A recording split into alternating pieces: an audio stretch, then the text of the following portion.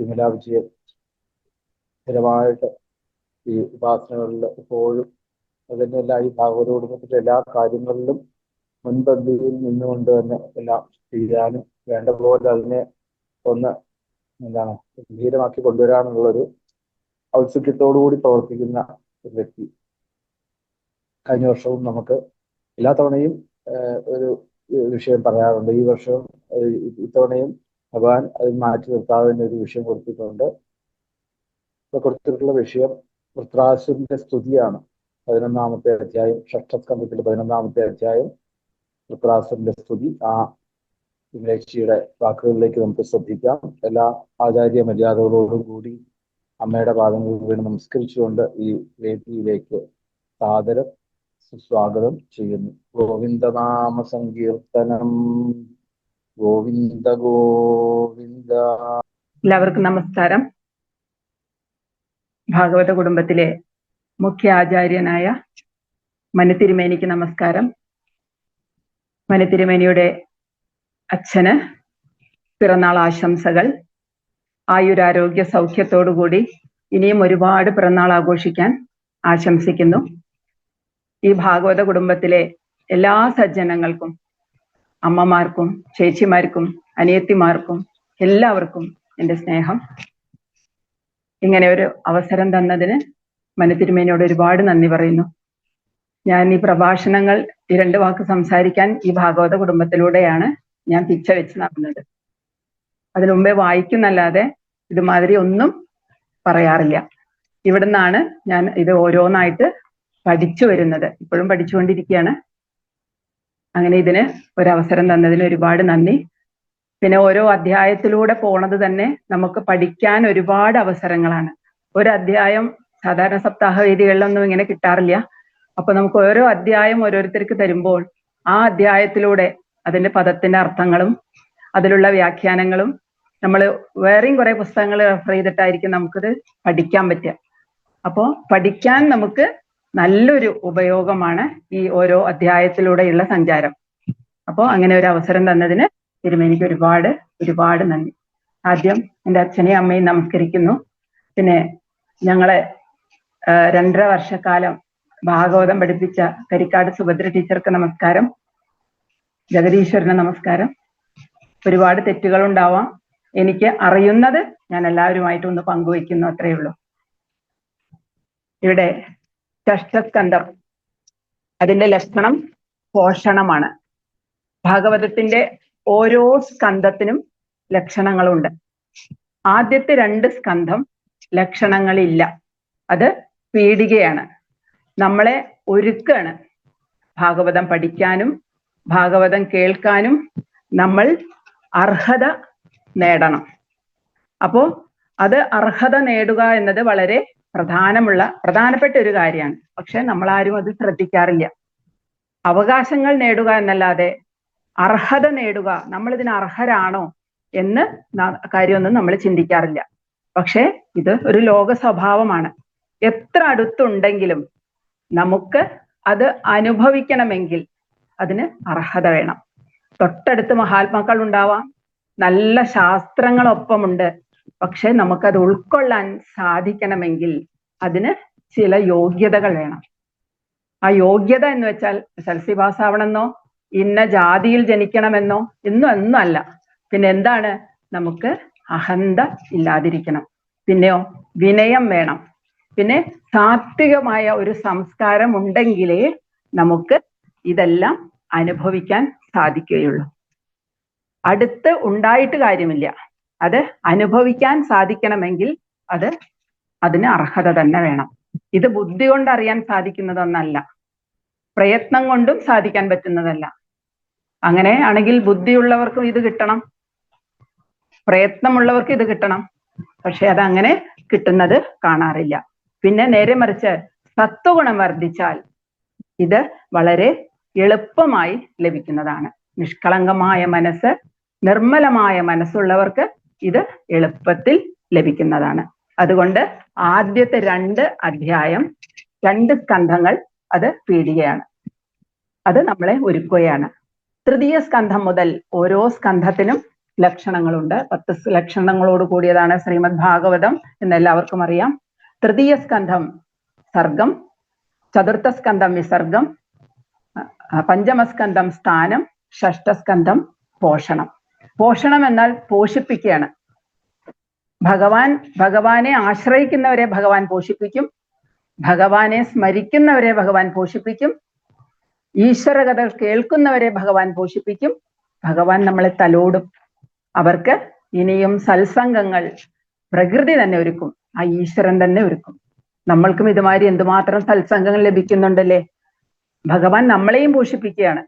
കുറച്ചൊക്കെ ഭഗവാനെ ഭജിച്ചതിന്റെ ആ ലാഭമാണ് നമ്മളിപ്പോൾ അനുഭവിച്ചുകൊണ്ടിരിക്കുന്നത്. ഷഷ്ഠസ്കന്ധം 11ാമത്തെ അധ്യായമാണ് എനിക്ക് കിട്ടിയിട്ടുള്ളത്. ഈ അധ്യായത്തിൽ വൃത്രാസുരന്റെ ഇന്ദ്രനോടുള്ള സാരവചനങ്ങളാണ്.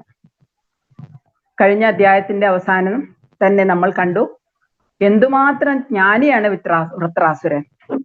പറയുമ്പോൾ ഒരു അസുരനാണ്, ആസുരിക ജന്മമായിട്ട് കണക്കാക്കപ്പെടുന്നതാണെങ്കിലും ആ വൃത്രാസുരന്റെ ധർമ്മബോധവും നീതിബോധവും അറിവും എല്ലാം പ്രകടമാക്കുന്ന ഏതാനും വചനങ്ങളാണ്, ഏതാനും വാക്കുകളാണ് ഈ അധ്യായത്തിൽ ഏതാനും ശ്ലോകങ്ങളിലൂടെ വർണ്ണിക്കുന്നത്.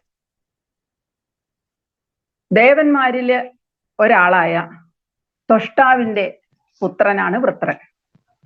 മകൻ മരിച്ച ദുഃഖത്തിൽ നിന്നാണ് ആ പുത്രൻ ഉണ്ടായത്.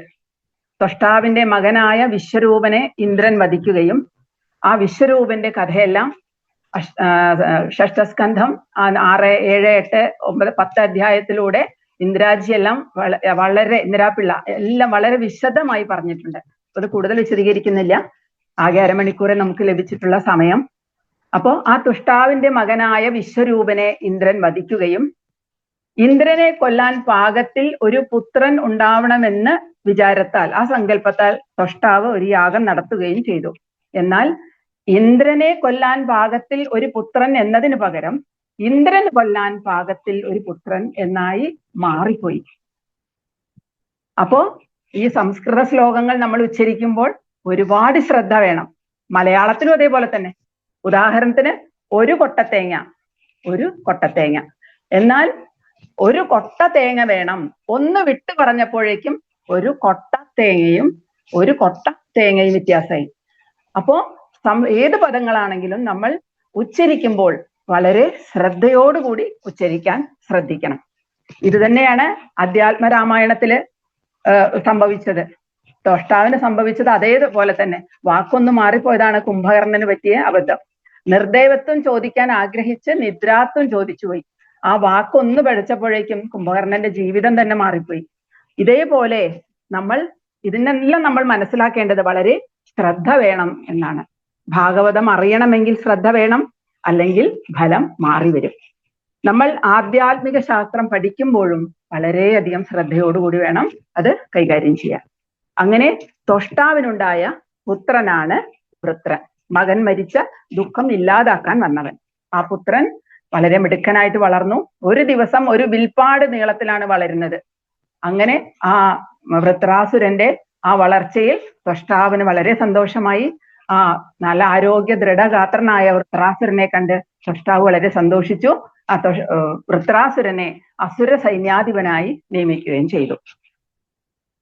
അങ്ങനെ വൃത്രാസുരൻ ആ ഇന്ദ്രന്റെ അടുത്തേക്ക് യുദ്ധത്തിന് ചെല്ലുകയാണ്. ഇന്ദ്രന് വൃത്രന്റെ മുന്നിൽ പിടിച്ചു നിൽക്കാൻ സാധിച്ചില്ല. ഇന്ദ്രൻ ബ്രഹ്മാവിന്റെ അടുത്തേക്ക് ഓടി.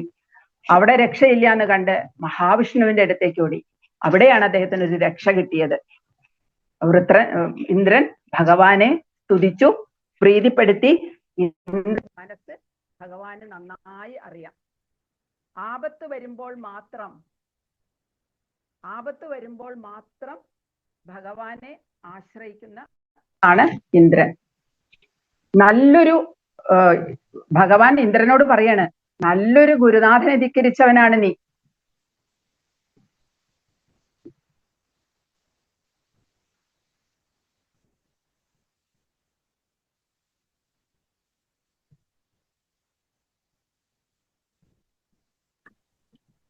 സൗണ്ട് പോയല്ലോ.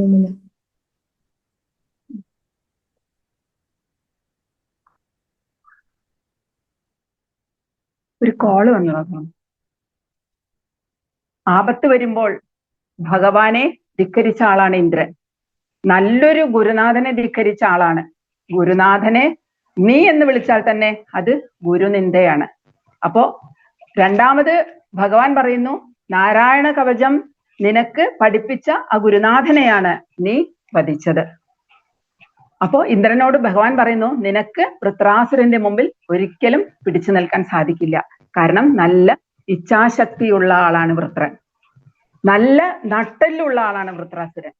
അങ്ങനെ നട്ടെല്ലുള്ള ആളോട് എതിരിടണമെങ്കിൽ നല്ല നട്ടെല്ലുള്ളവർക്കേ സാധിക്കൂ. അതുകൊണ്ട് നീ എന്ത് ചെയ്യണം? ഈ നാരായണ കവചത്താൽ വീര്യവത്തായ സൂക്ഷ്മ ശരീരത്തോടു കൂടിയുള്ള ഒരു മഹർഷി ഭൂമിയിലുണ്ട്. അവിടെ പോയി ആ മഹർഷിയുടെ പേരാണ് ദദീജി. ആ മഹർഷിയുടെ അടുത്ത് പോയി ആ ശരീരം ദാനമായി വാങ്ങി ആ ശരീരത്തിൽ നിന്ന് നട്ടെല്ലെടുത്ത് വിശ്വരൂപനെ കൊണ്ട് ആയുധം പണിയിപ്പിച്ച് ആ ആയുധം കൊണ്ട് വൃത്രന്റെ അടുത്തേക്ക് പോവാൻ ഭഗവാൻ ഉപദേശിക്കുകയാണ്. അങ്ങനെ ഭഗവാന്റെ അനുഗ്രഹത്തോടു കൂടി ഇന്ദ്രൻ ഭൂമിയിലേക്ക് വന്ന് ദദീജി മഹർഷിയോട് ആ ശരീരം ദാനമായി വാങ്ങി അദ്ദേഹത്തിന്റെ നട്ടെല്ലെടുത്ത് വിശ്വകർമാവിനെ കൊണ്ട് ആയുധം നിർമ്മിച്ചു. ആ ആയുധമാണ് വജ്രായുധം. ആ വജ്രായുധം കൊണ്ടാണ് ഇന്ദ്രൻ നേരെ വൃത്രന്റെ അടുത്തേക്ക് വരുന്നത്. അസുരന്മാരെല്ലാവരും ഈ വജ്രായുധം കണ്ട് പേടിച്ചോടി. യുദ്ധത്തിൽ ഏതൊരു യുദ്ധം നടക്കുകയാണെങ്കിലും ഏതൊരു കാര്യം നടക്കുകയാണെങ്കിലും കാലം അതിന് അനുകൂലമാവണം.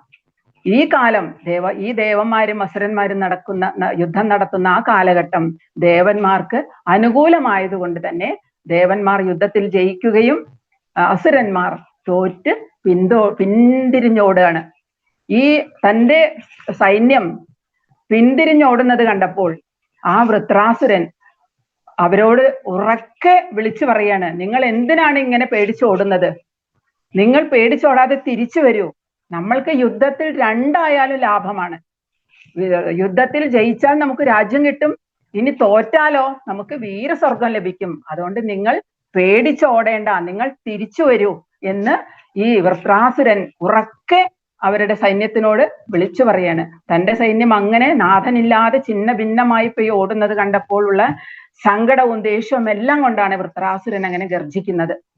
പക്ഷേ ഈ വജ്രായുധം കണ്ടിട്ടും ദേവന്മാരുടെ യുദ്ധത്തിന്റെ ആ സ്ഥിതിയെല്ലാം കണ്ടപ്പോഴേക്കും അവിടെയുള്ള ഈ അസുരന്മാർക്ക് എങ്ങനെയെങ്കിലും അവിടുന്ന് ഓടി രക്ഷപ്പെട്ടാൽ മതി എന്നായിരുന്നു. അവർ ആ ഓടി രക്ഷപ്പെടുന്നതിന്റെ തിരക്കിൽ തങ്ങളുടെ സൈന്യാധിപനായ വൃത്രാസുരൻ ആ യുദ്ധക്കളത്തിൽ തങ്ങളുടെ പിന്നിൽ വിളിച്ചു പറയുന്നതൊന്നും അവർ കേട്ടില്ല. പേടിച്ചോടുന്ന അസുരന്മാരുടെ പിന്നാലെ ഓടുന്ന ഇന്ദ്രനെയും ദേവന്മാരെയും കണ്ടിട്ട് വൃത്രാസുരൻ പറയാണ്, ധൈര്യമുണ്ടെങ്കിൽ നീ എന്റെ കൂടെ വാ, എന്നോട് യുദ്ധം ചെയ്യ്. ഞാനിവിടെ ഒരാണായിട്ട് ഒരുത്തനുണ്ട്. പേടിച്ച് പിന്തിരിഞ്ഞോടുന്നവരുടെ ഓടിപ്പോയി അല്ല യുദ്ധം ചെയ്യേണ്ടത്, അവരെ കൊന്നിട്ടല്ല യുദ്ധം ചെയ്യേണ്ടത് എന്ന് വൃത്രാസുരൻ ഇന്ദ്രനെയും സൈന്യങ്ങളെയും ആ യുദ്ധക്കളത്തിൽ വെച്ച് പറയാണ്. അവരുടെ പിന്നാലെ ഓടുന്നതിനെ തന്റെ ശക്തി കൊണ്ട് തടഞ്ഞു നിർത്തുകയായിരുന്നു വൃത്രാസുരന്റെ ലക്ഷ്യം. എന്നിട്ട് അവരെ ബോധിപ്പിക്കുകയായിരുന്നു. കാരണം പിന്തിരിഞ്ഞോടുന്നവരുടെ പിന്നാലെ ഓടിയിട്ടല്ല യുദ്ധം ചെയ്യേണ്ടത്, അവരെ കൊല്ലുകയാണ് നിങ്ങളുടെ താല്പര്യമെങ്കിൽ അസുരന്മാരുടെ പിന്നാലെ പോവാതെ, ആ പേടിച്ചോടുന്നവരുടെ പിന്നാലെ പോവാതെ ധൈര്യമുണ്ടെങ്കിൽ എന്റെ നേരെ വന്ന് യുദ്ധത്തിന് വാടോ എന്ന് വെല്ലുവിളിക്കുകയാണ് വൃത്രൻ. ഇന്ദ്രൻ ആയുധവുമായി വൃത്രന്റെ നേരെ പുറപ്പെട്ടു. തന്റെ ആ ഗദ ചുഴറ്റി വൃത്രന്റെ നേരെ എറിഞ്ഞു. ഇവിടെ 9ാമത്തെ ശ്ലോകത്തിൽ പറയാണ്, വിലോക്യതം വജ്രധരോ അത്യമർഷിത സ്വശത്രവേ വിദ്രവതേ മഹാഗതാം ചിക്ഷേപ താമാ പദതീം സുദുസ്സഹാം ജഗ്രാഹവാമേന കരേണ ലീലയാ. തന്റെ ഗദ കൊണ്ട് ആ വൃത്രാസുരന്റെ നേരെ എറിഞ്ഞപ്പോൾ വൃത്രാസുരൻ അത് വാമേന കരേണ തന്റെ ഇടത് കൈ കൊണ്ട് ജഗ്രാഹ പിടിച്ചു. എങ്ങനെ? ലീലയ, ഒരു കളിപ്പന്ത് എങ്ങനെ പിടിക്കുന്നുവോ ആ പിടിക്കുന്ന പോലെ തന്റെ ഇടത് കൈ കൊണ്ട് അനായാസേന ആ ഗദ എടുത്ത് തിരിച്ച് ആ ഗദ ഇന്ദ്രന് നേരെ വലിച്ചെറിഞ്ഞു. എന്നാൽ ആ ഗദ ചെന്ന് പെട്ടത് ഐരാവതത്തിന്റെ മസ്തകത്തിലാണ്. ഐരാവതം വീണു. അങ്ങനെ ഐരാവതം വീണപ്പോൾ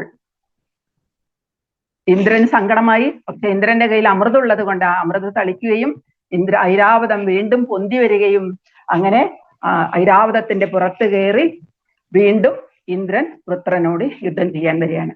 അങ്ങനെ ആ ഇന്ദ്രനെ നോക്കി വിളിക്കുകയാണ്. എന്തെല്ലാം തെറ്റുകളാണ് ആ ഇന്ദ്രൻ ചെയ്തത് എന്ന് പറയാണ്. ഇവിടെ 14-ാമത്തെ ശ്ലോകത്തിൽ പറയുന്നു, വൃത്രൻ ദിഷ്ട്യാ ഭവാൻ മേ സമവസ്ഥിതോ രിപു യഹ ബ്രഹ്മഹ ഗുരുഹ ഭ്രാതൃഹ ച. 4 സർട്ടിഫിക്കറ്റ് ആണ് ഇന്ദ്രന് വൃത്രാസുരൻ കൊടുക്കുന്നത്. ബ്രഹ്മഹ ബ്രാഹ്മണനെ കൊന്നവനെ, ഗുരുഹ ഗുരുനാഥനെ കൊന്നവനെ, ഭ്രാതൃഹ സഹോദരനെ കൊന്നവനെ, ഇങ്ങനെ 3 പാപവും ചെയ്ത ആളാണ് നീ. എന്തായാലും ഞങ്ങൾ അസുരന്മാരാണെങ്കിലും ഇത്രയ്ക്ക് വരില്ല. നിന്നെ ഞാൻ എന്തു ചെയ്യുമെന്നറിയാമോ? എന്തു ചെയ്യും? മത്ശൂല നിർഭിന്ന ദൃഷദ്രതാജിരാത്. നിന്നെ ഞാൻ എൻ്റെ ശൂലം കൊണ്ട് കഷണമാക്കി ആ കഴുകന് ഇട്ടുകൊടുക്കും. ദേവനാണത്രേ ദേവൻ എന്ന് പറഞ്ഞ് വൃത്രാസുരൻ ഇന്ദ്രനെ കളിയാക്കുകയാണ്. അങ്ങനെ ഒരു ഗുരുവിനെ നിന്ദിക്കുന്നത്, ഒരു ഗുരുവിനെ നീ എന്ന് വിളിച്ചാൽ കൂടി പാപമാണ്. അങ്ങനെ ഇരിക്കുമ്പോൾ കൊല്ലുക എന്നത് അതിഭീകരമായ പാപമാണ്. ഇവിടെ ഞാൻ പറയാൻ ഉദ്ദേശിക്കുന്നത്, ഒരു ഗുരുവിനുള്ള സ്ഥാനം എന്താണ്? ഇതിലെ കഥകളെല്ലാം എല്ലാവർക്കും അറിയാം. ആധ്യാത്മിക ജീവിതത്തിൽ ഗുരുവിന് വളരെയധികം പ്രാധാന്യമുണ്ട്. ആധ്യാത്മിക എന്ന പറയുന്നത് ഈശ്വരനിലേക്കുള്ള ഒരു പാതയാണ്, ഒരു വഴിയാണ്. അപ്പോ ഈ പാതയിലേക്ക് അവിടെ ഒരു വഴിയുണ്ടെങ്കിൽ, അവിടെ ഒരു വഴികാട്ടിയുണ്ടെങ്കിൽ കാര്യം വളരെ എളുപ്പമായി. നമ്മൾ എളുപ്പമായി അങ്ങോട്ട് പോകണമെന്നുണ്ടെങ്കിൽ, നമുക്ക് ഏത് സ്ഥലത്തേക്ക് പോകണമെന്നുണ്ടെങ്കിൽ നമ്മൾ ഗൂഗിൾ മാപ്പ് ഉപയോഗിച്ച് പോകുന്നുണ്ട്. പക്ഷേ ഈ ഗൂഗിൾ മാപ്പും തെറ്റായ രീതിയിൽ പോവാം. അതേപോലെ പലതരം ഗുരുക്കന്മാരുണ്ട്.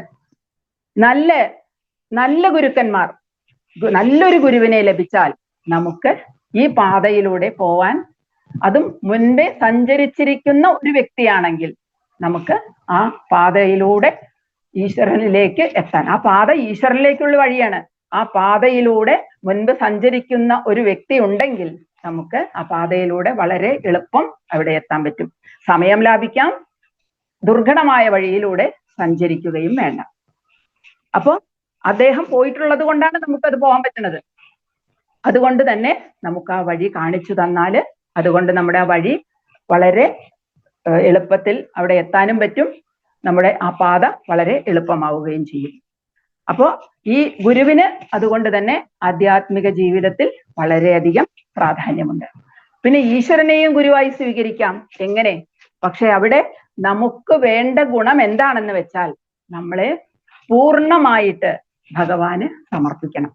അങ്ങനെ പൂർണ്ണമായി ഭഗവാൻ ഈശ്വരനിലേക്ക് സമർപ്പിച്ചാൽ ഒരു അമ്മ കുഞ്ഞിനെ നോക്കുന്നത് പോലെ നമുക്ക് നമ്മുടെ എല്ലാ കാര്യങ്ങളും ഭഗവാൻ നോക്കിക്കൊള്ളും. പക്ഷേ നമുക്ക് എത്രമാത്രം പൂർണ്ണമായിട്ടുള്ള സമർപ്പണം സാധിക്കും എന്നാണ് അത് നമുക്കറിയില്ല.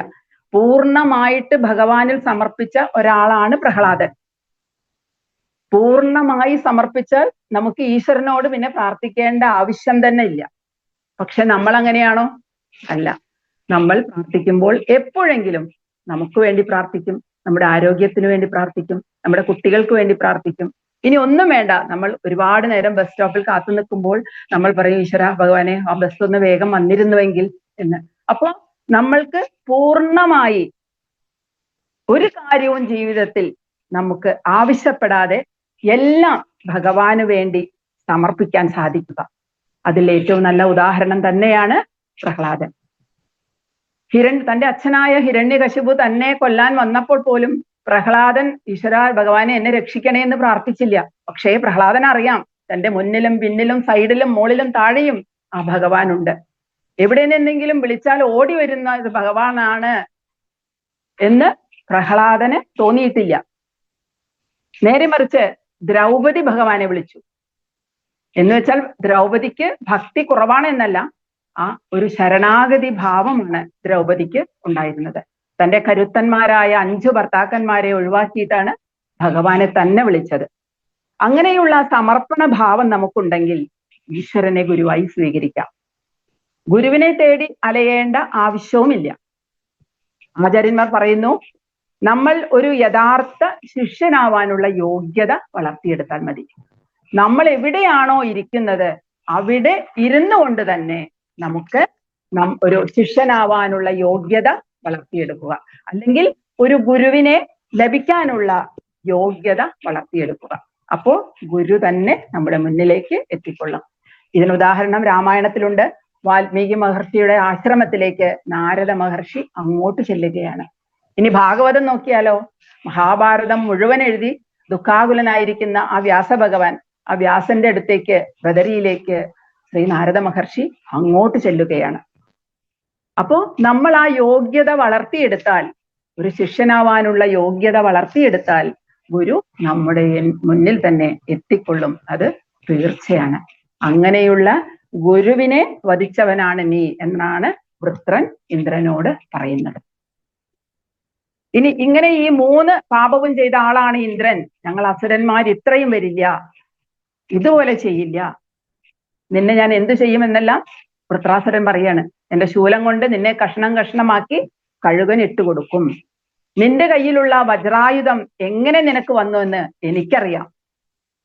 ഇതെല്ലാം വൃത്രൻ എങ്ങനെ മനസ്സിലാക്കി? കാരണം വൃത്രൻ ഭഗവാന്റെ ആളാണ്. വൃത്രന്റെ ആവശ്യം തൻ്റെ ഈ ദേഹം ഒന്ന് ഒഴിവാക്കണം. അതിന് ഭഗവാന്റെ ചൈതന്യമുള്ള ആ വജ്രായുധം കൊണ്ട്, ദദീജിയുടെ തപശക്തിയുള്ള ആ വജ്രായുധം കൊണ്ട് തന്റെ ശരീരം വെടിയണം. ഇതാണ് വൃത്രന്റെ ആഗ്രഹം. വൃത്രൻ ഇന്ദ്രനോട് ചോദിക്കുകയാണ് 19ാമത്തെ ശ്ലോകത്തിൽ, ഏ സുരേശ, കസ്മാന ഹിനോഷി വജ്രം പുരസ്ഥിതേ വൈരിണി മയ്യമോഘം മാ സംശയിഷ്ട അന്നഗദേവ വജ്രം. ഇന്ദ്ര, നീ എന്താണ് ആ വജ്രായുധം ഉപയോഗിക്കാത്തത്? നീ എന്താ പേടിച്ചു പോയോ? എന്റെ ഈ ശരീരം, ഈ വലിയ ശരീരം കണ്ടിട്ട് ആ വജ്രായുധം കൊണ്ട് എന്നെ കൊല്ലാൻ നിനക്ക് സാധിക്കുന്നില്ലേ? നിനക്ക് സംശയമുണ്ടോ? എന്നാൽ കേട്ടോളൂ, ആ വജ്രായുധം കൊണ്ട് നിനക്കെന്നെ കൊല്ലാം. ഈ ശരീരം വീഴും, പക്ഷെ നീ ജയിച്ചു എന്ന് വിചാരിക്കണ്ട. ജയിക്കുന്നത് നീയോ ഞാനോ അല്ല, ജയിക്കുന്നത് ഭഗവാനാണ്. ഒരു യുദ്ധക്കളത്തിൽ വെച്ച് ഒരു അസുരന്റെ വചനങ്ങളാണ് ഇതെല്ലാം. അതുകൊണ്ട് നീ ആ വജ്രായുധം പ്രയോഗിക്കൂ. അപ്പോ ആ വജ്രായുധത്തിൽ എന്തുണ്ട്? ഹരേർ ദദീജയ തപസാച തേജിത. ഹരിയുടെയും ദദീജിയുടെയും തേജസ്സാണ് ഈ ആ ആയുധത്തിലുള്ളത്. അതുകൊണ്ട് നീ ആ വജ്രായുധം കൊണ്ട് എന്നെ വധിക്കൂ. ഞാൻ നരകത്തിലേക്കല്ല പോകുന്നത്. എന്റെ ശരീരം വീണാലും ഞാൻ നരകത്തിലേക്കല്ല. എവിടേക്കാ പോകുന്നത്? ഗതിം മുനേർ യാമ്യ അപവിദ്ധ ലോക. ഞാൻ പോകുന്നത്, പരമഗതിക്ക് തടസ്സമായിരിക്കുന്ന ഈ ശരീരം ഉപേക്ഷിച്ചിട്ട് ഞാൻ പോകുന്നത് ആ പരമഭാഗവതന്മാരുടെയും ആ മുനിമാരുടെയും യോഗേശ്വരന്മാരുടെയും പ്രാപ്യസ്ഥാനമായ ആ ഭഗവാന്റെ അടുത്തേക്കാണ് ഞാൻ പോകുന്നത്. അതുകൊണ്ട് കാത്തിരിക്കേണ്ട, എത്രയും പെട്ടെന്ന് ആ ആയുധം പ്രയോഗിച്ച് കൊള്ളൂ. അതുകൊണ്ട് ഈ ഇന്ദ്രൻ ഒന്നുകൂടി ചിന്തിക്കുകയാണ്, എന്ത് വേണം? ഇന്ദ്രന് വൃത്രന് നേരെ ആയുധം എടുക്കാൻ പറ്റുന്നില്ല, ഉപയോഗിക്കാൻ പറ്റുന്നില്ല. ഇന്ദ്രന് മനസ്സിലായി, ഈ വൃത്രൻ ചില്ലറക്കാരനല്ല, കേവലം ഒരു അസുരനുമല്ല എന്ന് മനസ്സിലായി. അപ്പോ ശ്ലോകം 24 പറയുന്നു, അഹം ഹരേ തവ പാദൈക മൂല ദാസാനുദാസോ ഭവിദാസ്മി ഭൂയ. വൃത്രൻ പറയാണ്, അല്ലയോ ഭഗവാനെ, ഞാൻ അങ്ങയുടെ ദാസനാവാൻ ആഗ്രഹിക്കുന്നു. പറഞ്ഞപ്പോ വൃത്രന് തന്നെ മനസ്സിലായോ, അതിത്തിരി കൂടിപ്പോയോ? ദാസൻ വേണ്ട, ദാസാനുദാസനാവാൻ ആഗ്രഹിക്കുന്നു. ഇനി അതും വേണ്ട, അങ്ങയുടെ ഭക്തന്മാരുടെ ദാസന്റെ ദാസനായാൻ, ആ ഭക്തന്മാരുടെയെങ്കിലും ദാസനാവാൻ എന്നെ അനുഗ്രഹിക്കണമേ. പിന്നെ എന്ത് പറയുന്നു? മനസ്മരേത സുപതേർ ഗുണാംസ്തേ ഗൃണീത വാക്കർമ്മ കരോതു കായ. അങ്ങയുടെ, എന്റെ ഈ വാക്ക് ഞാൻ അങ്ങയ്ക്ക് സമർപ്പിക്കുന്നു. എന്റെ ഈ ശരീരം, അതും ഞാൻ അങ്ങയ്ക്ക് സമർപ്പിക്കുകയാണ്. അങ്ങനെ എന്റെ വാക്ക്, എന്റെ മനസ്സ്, ഈ ശരീരം എല്ലാം ഞാൻ അങ്ങയ്ക്ക് സമർപ്പിക്കുകയാണ്. അതാണ് ഭാഗവത ധർമ്മം. ശരീരം കൊണ്ടും മനസ്സുകൊണ്ടും വാക്കുകൊണ്ടും ചെയ്യുന്ന കർമ്മങ്ങളൊക്കെ ഭഗവാന് സമർപ്പിക്കാൻ സാധിച്ചാൽ അയാൾ ഭാഗവതൻ. വൃത്രൻ ഇവിടെ ചെയ്യുന്നത് യുദ്ധമാണ്. അതും ഭഗവാനിൽ സമർപ്പിച്ചുകൊണ്ടാണ് ആ യുദ്ധം ചെയ്യുന്നത്. വൃത്രൻ പറയാണ്, നാഗപൃഷ്ടം ഞാൻ സ്വർഗത്തിന് വേണ്ടിയല്ല ഭഗവാനെ, എന്നുവെച്ചാ പാരമേഷ്ട്യം ഞാൻ ബ്രഹ്മ പദവിക്കും വേണ്ടിയല്ല യുദ്ധം ചെയ്യുന്നത്, സാർവഭൗമം ഇനി ഭൂമി ഭരിക്കാനാണോ, അതുമല്ല, രസാധിപത്യം ഇനി പാതാളത്തിൽ പോയി അസുര ചക്രവർത്തി ആവാനാണോ, അതുമല്ല, ഇനി ഇതൊന്നിനും എനിക്ക് ആഗ്രഹവുമില്ല. അതൊക്കെ വെറും തുച്ഛം, ഞാനിതൊക്കെ എന്തിനാണ് ചെയ്യുന്നത് എന്ന് വെച്ചാൽ അങ്ങെനിക്ക് തന്നിട്ടുള്ള റോള് ഇതാണ്. എന്താണ്? യുദ്ധം ചെയ്യുക. എനിക്ക് ഒന്നിനും മോഹമില്ല, കിട്ടിയ ജോലി നന്നായി ചെയ്യുക. അതാണ് ഈശ്വര പൂജ. അങ്ങനെ ആ ചെയ്യുന്നത് ഈശ്വര പൂജയായിട്ട് ചെയ്താൽ അത് തന്നെയാണ് ഏറ്റവും ഉത്തമം എന്ന് ഞാൻ വിചാരിക്കുന്നു. എനിക്ക് വണ്ടായാൽ മതി, തേനാവണ്ട. വണ്ടായാൽ തേൻ കുടിക്കാം, തേൻ ആസ്വദിക്കാം. അതുപോലെ എനിക്ക് ഒന്നിനും മോഹമില്ല, യുദ്ധം ചെയ്യുക. അതാണ് ആ കർമ്മം ഒരു കർമ്മയോഗമാക്കി മാറ്റുക. അതാണ് എനിക്ക് തോന്നുന്നത്. അങ്ങനെ വൃത്രൻ പറയുന്നു, മമോത്തമ ശ്ലോക ജനേഷു സഖ്യം സംസാരചക്രേ ഭ്രമദസ്വകർമ്മഭി.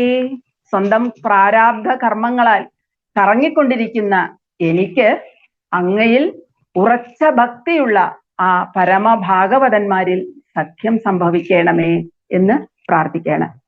പിന്നെയോ, ഹേ നാഥ, ത്വന്മായയാത്മാത്മജതാരഗേഹേ ശ്വാസക്തചിത്തസ്യ നാഥ ഭൂയാത്. അങ്ങയുടെ മായയാൽ അവനവനിലും തൻ്റെ ഭാര്യയിലും ഗൃഹത്തിലും പുത്രന്മാരിലും എല്ലാം ആസക്തിയാകുന്ന ചിത്തത്തോടു കൂടിയ എനിക്ക് വീണ്ടും വീണ്ടും ആസക്തി വരാതിരിക്കട്ടെ. അങ്ങനെയെങ്കിലും ഈ ഭൂമിയിൽ സ്വസ്ഥമായിരിക്കട്ടെ. അങ്ങയുടെ മായ കൊണ്ട് എനിക്ക് വരുന്ന ഈ വിധത്തിലുള്ള ആസക്തി ഒരിക്കലും വരാതിരിക്കട്ടെ ഭഗവാനെ. പ്രാരാബ്ധ കർമ്മങ്ങളെ കൊണ്ടാണ് ഈ ജീവിതത്തിൽ ഇങ്ങനെ കറങ്ങി കറങ്ങി നമ്മൾ ജീവിക്കുന്നത്. അതുകൊണ്ട് അങ്ങയുടെ ആ അനുഗ്രഹം കൊണ്ട് ഈ സ്വന്തം ഈ ആസക്തിയുള്ള ഈ മനസ്സിനെ ഒന്ന് മാറ്റി അങ്ങയുടെ ആ പരമഭാഗവതന്മാരുടെ ഒരു സഖ്യം ഉണ്ടാക്കി തരണമേ എന്ന് വൃത്രാസുരന്റെ പ്രാർത്ഥനയോടുകൂടിയാണ് ഈ അധ്യായം 11 ഇവിടെ അവസാനിക്കുന്നത്. ഇങ്ങനെ ഒരു അവസരം ഉണ്ടാക്കി തന്ന മനുതിരുമേനിക്ക് ഒരു കോടി നന്ദി. എല്ലാവർക്കും, എന്നെ ഇത്ര നേരം ക്ഷമിച്ചിരുന്ന എല്ലാവർക്കും ഒരുപാട് നന്ദി. കായേന വാചാ മനസേന്ദ്രിയൈർവാ ബുദ്ധ്യാത്മനാ വാ പ്രകൃതേ സ്വഭാവാത് കരോമി യദ്യൽ സകലം പരസ്മൈ നാരായണായേതി സമർപ്പയാമി. ജ്യോതിക്കുന്ന ജടാംബരം പുളകിതം ഗംഗാധരം കാഞ്ചിതം വാതി തിങ്കളെരിഞ്ഞിടുന്ന നയനം സർപ്പങ്ങൾ രുദ്രാക്ഷവും ശ്രീ തിങ്ങുന്ന കരങ്ങളിൽ പരശുവും മാനും ധരിക്കും ജഗൽ ജ്യോതിസാം ഭഗവാനെ എന്നുടെ അരുകിലായ അപ്പനെ കൈതൊഴാം. ശ്രീഹരയേ നമഃ. ഗോവിന്ദനാമ സങ്കീർത്തനം. ഗോവിന്ദ ഗോവിന്ദ. വളരെ ഉജ്ജ്വലമായിട്ടുള്ള പ്രഭാഷണം അല്ലെ.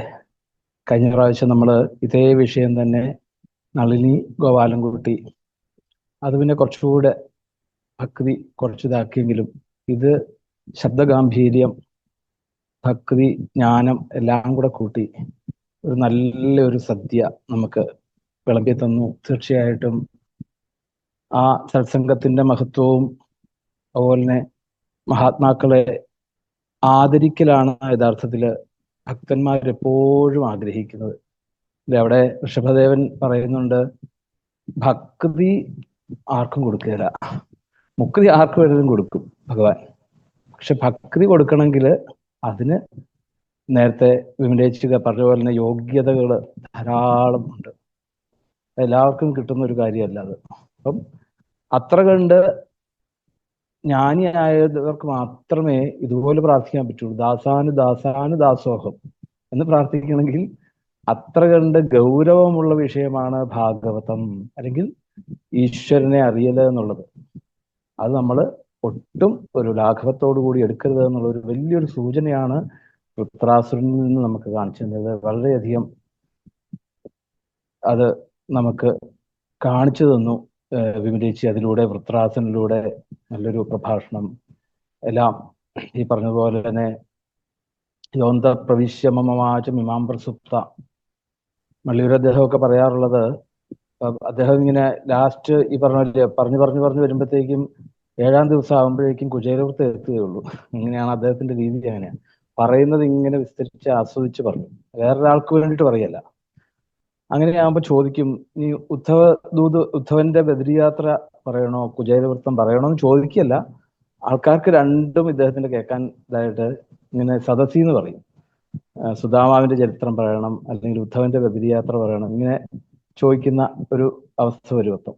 അപ്പം ശരിക്കും പറഞ്ഞാല് അവിടെ നമ്മള് മറ്റുള്ളവർക്ക് വേണ്ടിയിട്ട് പറയുമ്പോഴാണ് ഇത് എന്താ പറയാ, വേണ്ട പോലെ അത് ഇതിലേക്ക് എത്താത്തത് അതുകൊണ്ടാണ്. പക്ഷെ ഇത് സ്വയം ആസ്വദിച്ച് പറയുമ്പോൾ നമുക്ക് സമയം പോകുന്ന അറിയില്ല, ഇതൊന്നും അറിയില്ല. മറ്റുള്ളവരിലേക്ക് എത്തണം എന്നുള്ള രീതിയിൽ പറയുമ്പം അതറിയില്ല. അപ്പം പറഞ്ഞു വന്നത് എന്താണെന്ന് വെച്ച് കഴിഞ്ഞാല്, എത്രയൊക്കെ അറിവ് കൂടുന്നതിനനുസരിച്ച് എന്താണ് ഏറ്റവും താഴെ നിൽക്കാനുള്ളൊരു ഇതിലേക്ക് നമ്മൾ എത്തിപ്പോവുകയാണ്. ഇതാണ് വൃത്രാസുരനും അവിടെ ആ ഒരു, കാരണം അതിനു പോലും അവിടെ വലിയൊരു എന്താണ് പദവിയാണെന്നുള്ള, ദാസോഹം എന്നുള്ളിടത്ത് എത്താൻ തന്നെ എളുപ്പമല്ല. അത് കാണിച്ചു തരുന്ന ഒരു ചരിത്രം. എന്തായാലും വളരെയധികം സന്തോഷം. ഇനിയും ഇതുപോലെയുള്ള അറിവ് മറ്റുള്ളവരിലേക്ക് പകരാനുള്ള ധാരാളം വേദികൾ, അല്ലെങ്കിൽ അതിനനുസരിച്ചുള്ള ചിന്തകളൊക്കെ ഇനിയും ചെയ്യുവാനുള്ള ഒരു ആയുസ്സും ആരോഗ്യമൊക്കെ വിമലേച്ചിക്ക് കൊടുക്കട്ടെ.